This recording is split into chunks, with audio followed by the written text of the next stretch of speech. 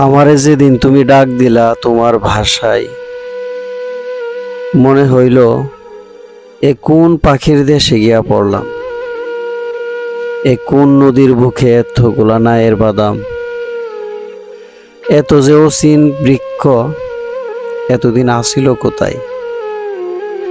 আমার সর্বাঙ্গে দেখি পাখিদের রতির পালক, নায়ের ভিতর থেকে ডাক দেয় আমারে ভুবন। আমার শরীরে যেন শুরু হই বৃক্ষের রোপণ। আসলে ভাষাই হইল একমাত্র বাপের পালক, তাই আমি অন্যখানে বহুদিন ছিলাম যদিও। সেদিন আমারে তুমি ডাক দিলা নিরালা দুপুর, চোখের পলকে গেল পাল্টায়া পুরানো সে ঘর। তার সাথে এতকাল আসিল যে ভাবের সাথীও, এখন আমার ঠোঁটে শুনি আমি অন্য এক স্বর। ভাষায় আপন করে আর সেই ভাষাই করে পর।